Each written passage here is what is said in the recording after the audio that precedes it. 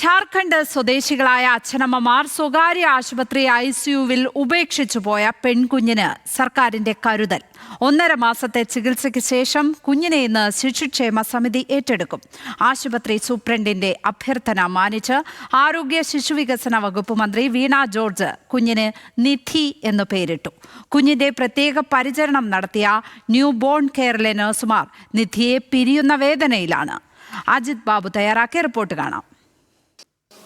കേരളത്തിന്റെ നിധിക്ക് പരിധികളില്ലാതെ സ്നേഹം നൽകിയ ഡോക്ടർമാരാണ് നമുക്കിവിടെ ഇപ്പോൾ ഉള്ളത്.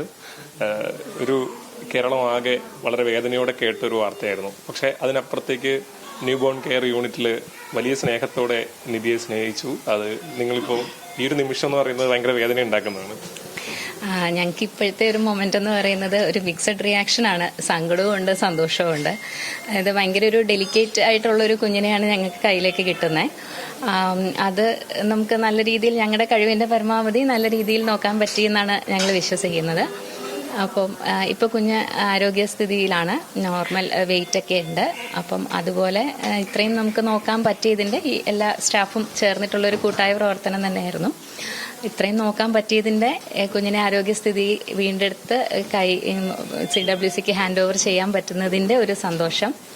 പിന്നെ ഇത്രയും നാള് 1.5 മാസത്തോളം ഞങ്ങളുടെ ഒപ്പം ഉണ്ടായിരുന്ന കുഞ്ഞാണ്. അപ്പോൾ അത്രയും നാള് ഒപ്പം നിന്നിട്ട് പോകുമ്പോഴുള്ള ഒരു സങ്കടം. സാധാരണ കുട്ടികളൊക്കെ ഇവിടെ വന്നിട്ട് പോകുന്നതാണ്. പക്ഷെ ഇവിടെ ഇപ്പോൾ ഓരോരുത്തരുടെയും കണ്ണൊക്കെ നിറയുന്ന ഒരു സാഹചര്യമാണ്. അത് എത്രയും വൈകാരികമായ ഒരു അടുപ്പുണ്ടാകാനുള്ള കാരണം? ഒന്നാമത്തെ കാര്യം, അച്ഛനും അമ്മയും ഇല്ലാതെ വന്നൊരു കുഞ്ഞാണ്.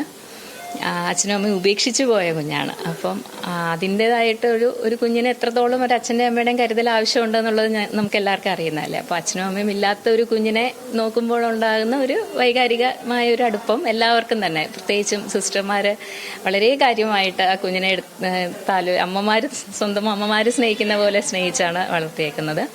പിന്നെ കൂടുതൽ നാള് ഞങ്ങളുടെ ഒപ്പം ഈ കുഞ്ഞിവിടെ ഉണ്ടായിരുന്നു. സാധാരണ ഇതുപോലെ രോഗമായിട്ടൊക്കെ അസുഖമായിട്ട് ഇവിടെ അഡ്മിറ്റ് ആവുന്ന കുട്ടികൾ ഒരു 1 വീക്ക്, ചിലപ്പോൾ ഒരു കുറച്ചും കൂടെ കൂടുതൽ, ഒരു 2 വീക്സ് ഒക്കെ, അത് അസുഖത്തിന്റെ ആ ഒരു ഇത് കഴിയുമ്പോൾ ഡിസ്ചാർജ് ആയി പോലെ. ഈ കുഞ്ഞൊരു 1.5 മാസത്തിൽ കൂടുതൽ ഞങ്ങളുടെ ഒപ്പം ഉണ്ടായിരുന്നു. അപ്പം അത്രയും നാളത്തെ ഒരു അടുപ്പം.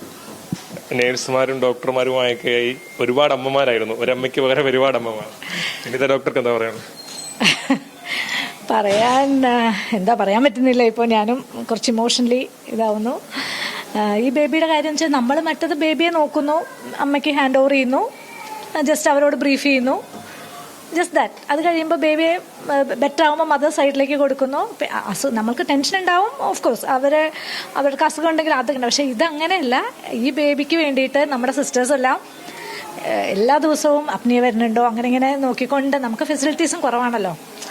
അപ്പോൾ അവരിങ്ങനെ ഓരോ ഇതിലും നോക്കിക്കൊണ്ടിരിക്കും. എന്നിട്ട് എന്തെങ്കിലും ബുദ്ധിമുട്ടുണ്ടെങ്കിൽ അപ്പം വിളിക്കും. അപ്പം നമ്മൾ ഫോണൊക്കെ വെച്ച് ഉറങ്ങുന്നത് ആദ്യത്തെ ഒരു 1 വീക്ക് ഞാൻ ഫോണിൻ്റെ തലയ്ക്ക് കയ്യിൽ ബാത്റൂമിൽ പോകുമ്പോൾ പോലും ഫോൺ കയ്യിൽ പിടിക്കും. കാരണം ഈ ബേബിയെക്കുറിച്ച് ഞങ്ങൾക്ക് അത്രയ്ക്ക് ആങ്സൈറ്റി ഉണ്ടായിരുന്നു. എന്തായാലും ഇപ്പം എല്ലാം സെറ്റിലായി. സന്തോഷമുണ്ട്, സങ്കടമുണ്ട്. ഇന്നലെ നേഴ്സുമാരോട് സംസാരിച്ചപ്പോൾ അവരുടെയും കണ്ണ് നിറയാണ്. ഇപ്പൊ ഡോക്ടറോട് സംസാരിച്ചപ്പോൾ ഡോക്ടറുടെയും കണ്ണ് നിറയാണ്.